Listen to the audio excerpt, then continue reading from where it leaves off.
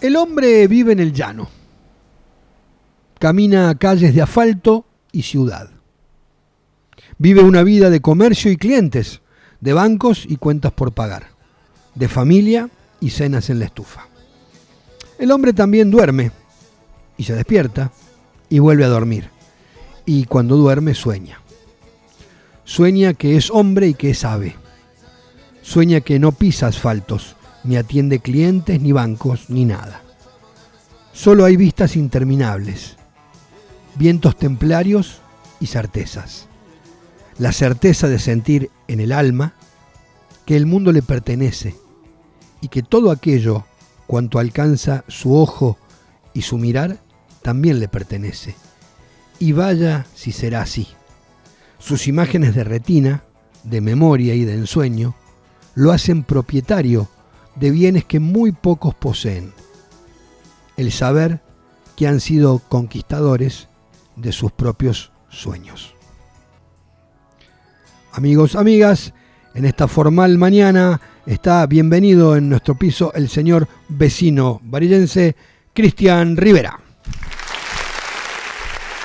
¿Cómo le va, Cristian? Bienvenido. ¿Se quedó pensando? Me quedé pensando, muchas gracias. Buen día. Bueno, ahora le vamos a contar a la gente por qué hemos invitado a este vecino varillense. Como ustedes saben, o le contamos de paso a Cristian, que es la primera vez que viene al programa, Personajes de la Vuelta es una entrevista gordita quiere decir linda, sesuda y profunda, donde tratamos de que un vecino común y corriente de la localidad, lo que sería un vecino común y corriente para todos, pero que tiene alguna historia novedosa que lo hace diferente, nos gusta que sus vecinos lo sepan, se enteren, se encuentren con ese personaje que vive acá a la vuelta. No, si es Cristian, mirá si Cristian, por decir, va a subir a la Concagua. ¿Quién se va a imaginar que un tipo que vive a la vuelta de tu casa te vende un enchufe, sube a la Concagua? Bueno, le cuento a los varillenses que en las varillas hay uno que vende tubos fluorescentes y sube montañitas.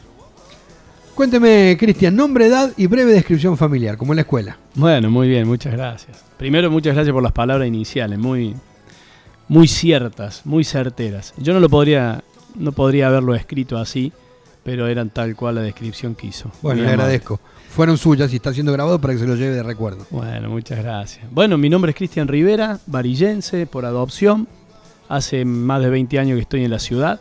Tengo una familia. ¿De dónde sos oriundo? Yo soy oriundo de Villanueva. A 100 sí. kilómetros de acá nomás. Sí, cerquita de Villa María. Sí, señor. Tengo 43 años, casado. ¿Cómo llegaste hijas. a las varillas? Por trabajo. En el año 2000, por una propuesta laboral me vine, me instalé y ya me siento un ser más de esta ciudad hermosa. No ¿Viniste ya con familia o la sí. constituiste acá? No, vine en ese momento tenía mi primera hija y mis dos siguientes hijas. ¿Cómo se llama esa nacieron hija? Acá.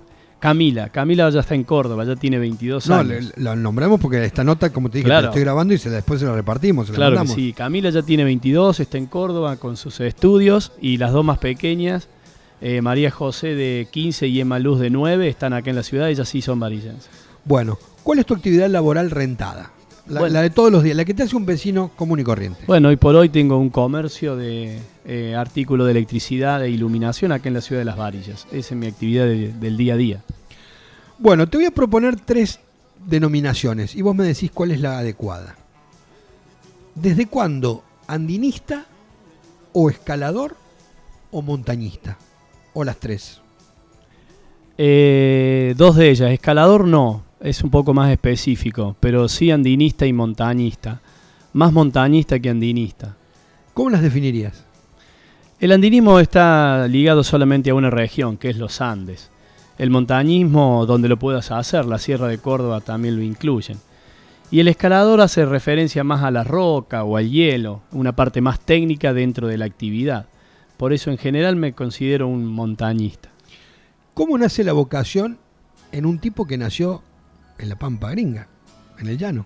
Sí, mira, más de una vez me lo he preguntado y no sé si tengo la respuesta, pero he llegado a la conclusión de siempre me gustó la aventura y el aire libre. Antes de conocer las montañas, ya la actividad de los campamentos y todo lo que era la exploración me llamaba mucho la atención. Después descubro la montaña como el punto máximo para llegar a eso que tanto me interesaba.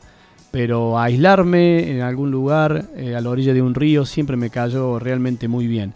Y la conclusión es que me siento muy bien cada tanto volviendo al ser primitivo que te transforma la naturaleza, donde te faltan todas las comodidades, yo las necesito. Cada tanto necesito que me falten las cosas lindas del día a día. Digamos, podríamos decir, ¿necesitas la incomodidad? Sí, tal cual. Pero porque eso sí lo puedo dar fe y lo tengo realmente muy claro. Necesito salir de la zona de confort porque he descubierto que me hace valorar. Cuando llego a esa zona de confort me hace valorar aquello que por un momento lo perdí. Qué interesante, me quedo pensando porque me imagino la adrenalina, las ganas antes de emprender una misión, llamémosle, el deseo de ir a enfrentar ese reto, pero me estás diciendo que el vuelto que trae ese reto es la capacidad y la posibilidad de redescubrir las comodidades del negocio, del asfalto de la ciudad. Tal cual. Mira, yo con los años he descubierto, ahora últimamente, quizás en las primeras montañas que hacía, era como que el objetivo de llegar a una cumbre y sentir esa adrenalina, ese placer, era el punto número uno. Pero ahora he descubierto que ya las cumbres no tienen tanto valor, sino el camino hacia la cumbre. Porque en el camino, la cumbre es un ratito, llegás y a veces en 15 minutos te tenés que bajar. Cuando las cumbres superan los 6.500 metros, demasiado tiempo ahí arriba no se puede estar porque el frío y el viento te dicen que te tenés que ir. Entonces digo, ¿por qué tanto esfuerzo a lo mejor de 15 días de expedición para estar 15 minutos en un lugar? Y ahí he llegado a la conclusión de que no es el momento de estar en la cumbre, sino todo lo que pasa para llegar a. Y todo lo que pasa para llegar a es lo que te estoy diciendo, es alejarte de tu familia, de tus hijos, de la comodidad de la alimentación, de la comodidad de una cama, de la comodidad de un baño tibio en tu casa.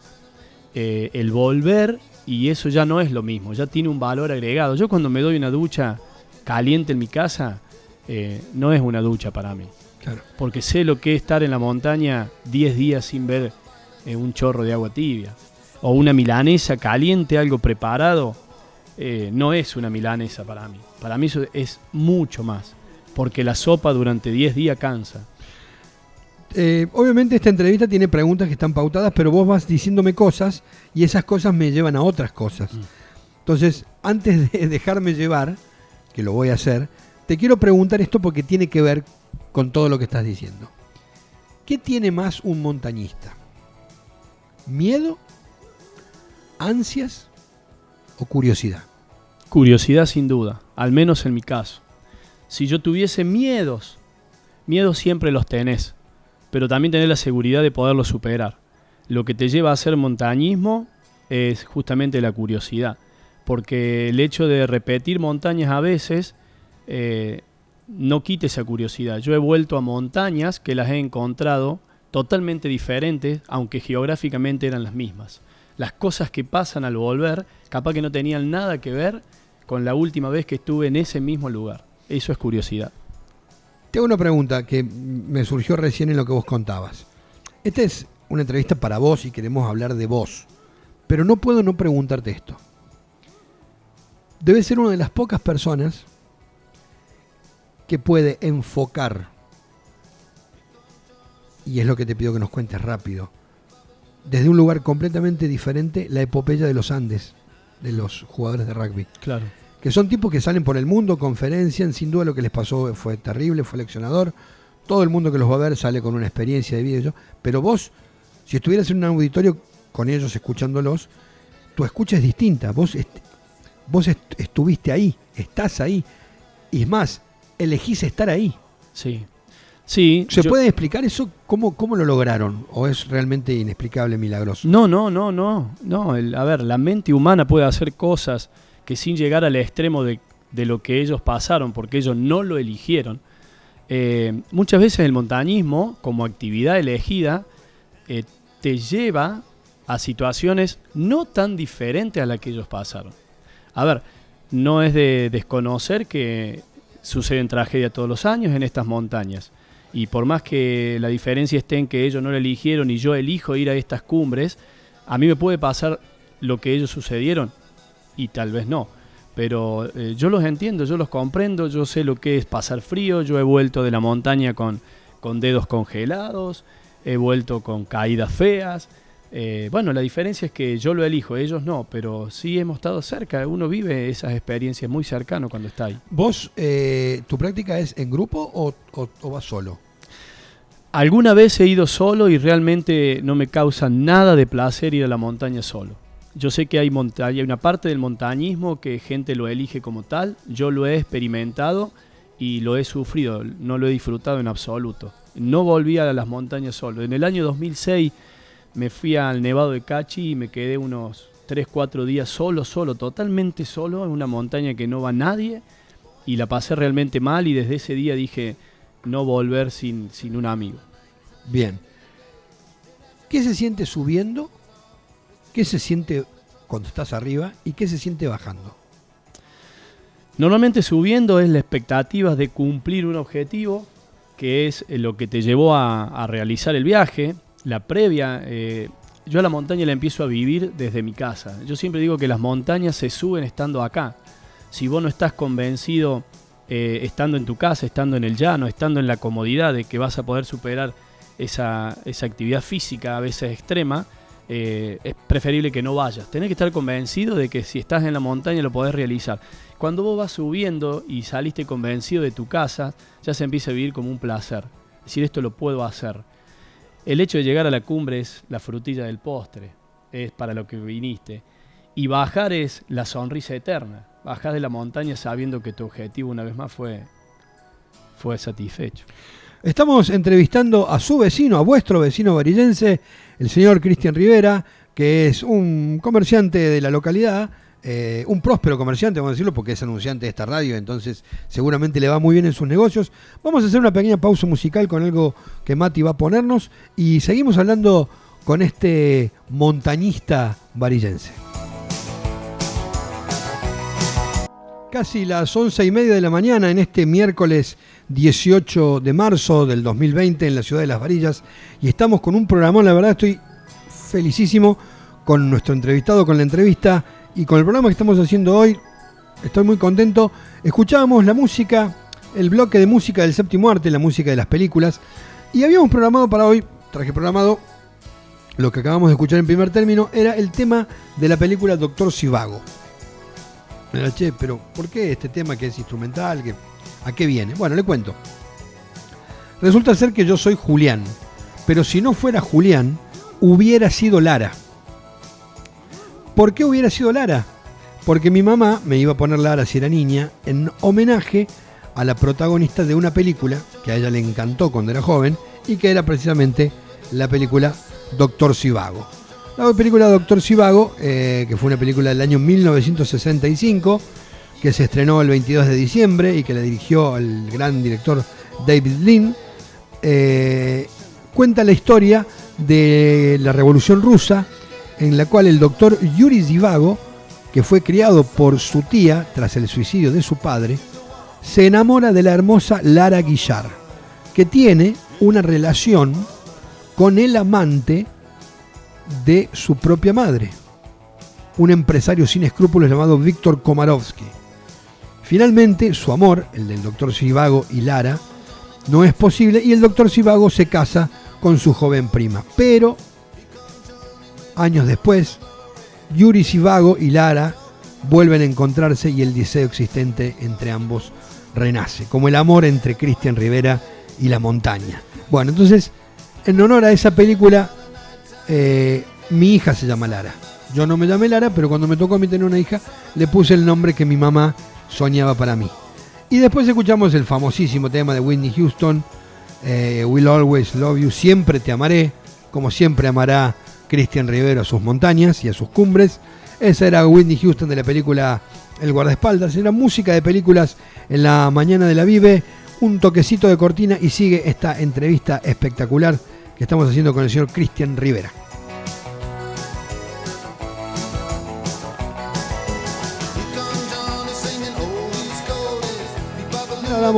Recién hablábamos con Cristian fuera de micrófono y a propósito de lo que charlábamos viene la pregunta que justo estaba preparada. Y es la siguiente. Cristian, ¿cuesta volver a la vida diaria? No, bueno, en mi caso, al contrario, es un placer enorme. Yo ya en el regreso de donde me encuentre hasta casa estoy deseando ver a mi familia como nunca.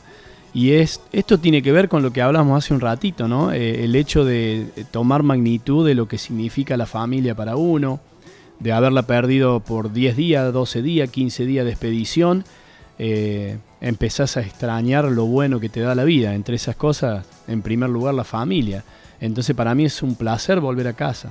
Bueno, para los que se enganchan recién con la radio, con la entrevista, con el programa, les contamos que en nuestro segmento Personajes de la Vuelta está invitado en el piso en una linda entrevista el señor Cristian Rivera, propietario de la Casa Everest de iluminación, acá el local, el negocio de aquí de Las Varillas. Es un vecino de ustedes, hace 20 años que vive en Las Varillas, padre, 3 hijas, esposa laburante, un señor común y corriente que no es un atleta olímpico ni tiene ningún don especial, pero simplemente ama profundamente y desde toda su vida la montaña, la vida al aire libre, la vida con uno mismo, despojarse de las comodidades y volver a esa especie de ritualidad de lo rústico, ¿no? De lo primitivo, un ratito, unos días, y después volver ya valorando de otra manera la familia, una milanesa con ensalada, una ducha caliente o hasta mismo abrir tu negocio y recibir a tus clientes.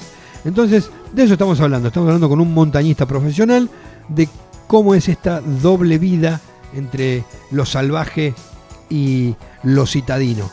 Cristian, lo más difícil que recuerdes que te haya pasado.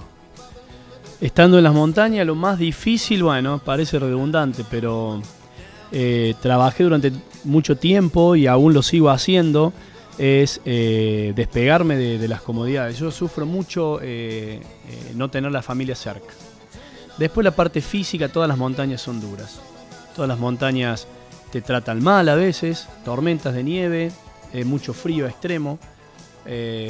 Pero más allá, en mi caso en particular, me cuesta mucho despegarme de mi familia. Los primeros días realmente a veces lo sufro un poco y ahí me he dado cuenta que tengo que manejar ese tema, porque la montaña está buena compartirla y disfrutarla, pero tenés que alejarte un poquito de eso. Y en lo que se refiere a la experiencia en la montaña propiamente dicho, encontrarte inesperadamente con un animal salvaje o haber tenido algún problema con el equipamiento o una tormenta, como decís vos, muy dura, algo que te haya marcado particularmente. Exactamente, mira, yo hace unos 3 o 4 años visité el volcán Yuyayaico. Es un volcán que está en Salta, que tiene una particularidad muy, muy linda, depende cómo lo mires. De ese volcán se sacaron 3 momias incas que hoy están expuestas en el Museo de Alta Montaña de la ciudad de Salta. Depende cómo lo veas. Sacar momias para mí no estar bien. Si pertenece a la montaña deben estar en la montaña. Pero bueno, para lo que es la historia de la arqueología fue un suceso enorme. Yo visité ese volcán, estuve en el lugar donde están los ajuares de esos niños que fueron retirados de la montaña, y fue un cerro que a la bajada me dio una enseñanza. Sufrí congelación en 2 de mis dedos de los pies. Uh-huh. y estuve más de 20 horas caminando para poder llegar a la carpa. O sea, en lo que es la parte física fue la montaña que más me costó. Tengo una pregunta, viste que te dije recién, el cuestionario está armado, pero tus respuestas van disparando nuevas preguntas. Los 3 niños momizados que se encontraron ¿eran habitantes del cerro? No, ellos venían del Alto Perú, son ofrendas a la diosa madre de la montaña. Está comprobado porque no solamente en el Yuyayaico, sino a lo largo de todos los Andes, esos niños eran ofrendados vivos. Y bueno, esos niños venían del Alto Perú, caminando durante meses y meses y meses, y elegían un cerro en particular. En este caso fue el Yuya, pero también está el Quewar.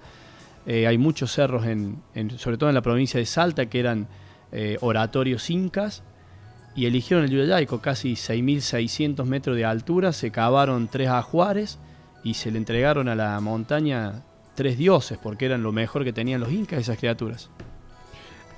Cuando estás en ese lugar y estás mano a mano no solamente es con la historia de la humanidad, es con la esencia cultural, con con la antropología en primerísimo plano. ¿Se experimenta algo especial? ¿Hay alguna sensación? Sí, sin duda. A mí en especial en el Yuyayaico, yo era un cerro que venía postergando, pero tenía muchas ganas de hacerlo. Sé que es una montaña muy dura, muy poco explorada, casi no va gente al Yuya.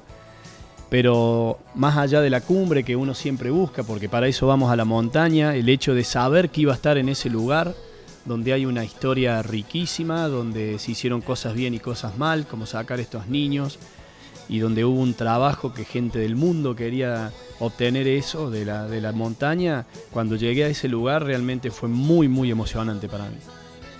Contame qué cerros, no te digo todos porque deben ser muchísimos, pero los 5 o 6 que identificarías como tus proezas más importantes. Yo desde hace unos años, yo en el año 2008 subí a la Concagua, y antes de la Concagua casi no tenía cerros altos que había realizado. Y después que subí a la Concagua me propuse intentar subir las 10 montañas más altas de los Andes. En este momento creo que llevo 6 o 7 de las 10 más altas. Son cerros que superan los 6.500 metros. Y bueno, todas estas montañas son duras, o sea que si tuviera que elegir 5 o 6 montañas, sin dudas, serían estas 5 o 6 que están dentro de las 10 más altas de los Andes, ¿no? Te voy a hacer una pregunta casi obvia, pero bueno, me gustaría tu respuesta específica. Un desafío pendiente, el sueño. Montañísticamente no tengo sueños. Yo veo que cada tanto la montaña me llama y yo necesito ir. Y no tengo un nombre de montaña en la cabeza, nunca lo tuve. Y van surgiendo cada tanto. Ahora nos vamos, si Dios quiera, vamos a ver qué pasa con todo este tema del corona, pero nos iríamos en el mes de junio a una montaña bellísima que yo hace muchísimo tiempo que quería conocerla, que está en Perú, se llama el Huascarán. Es una montaña que pertenece a la Cordillera Blanca del Perú, está totalmente nevada. Y bueno, los pasajes están sacados para ir en junio. Vamos a ver si lo podemos hacer por todo este tema. Pero esa montaña hace mucho tiempo que tenía ganas de visitar. ¿No entra en tu expectativa el Everest, el Himalaya, los Alpes suizos? No entra. El Gran Cañón del Colorado. No, como te decía, no tengo una montaña en la cabeza. Sí me gustaría ir a Nepal, pero Nepal por todo lo que significa para mí Nepal. Pero no la cima de uno de esos cerros. Y si tuviera que elegir un 8000, no elegiría el Everest. Sobre todo con lo que ha pasado en los últimos años, que está tan comercial. Eso te quería preguntar, una rápida referencia. Vi una foto en la cual, como si fuera la cola de un supermercado en la cuarentena, había una cola de gente para decir, sacarse la foto en la punta del Everest. Sí, eso sucedió la temporada pasada. Ellos tienen temporada monzónica cuando nosotros es benévola la montaña. Entonces en el invierno nuestro se suben esas montañas porque allá el clima es un poco mejor.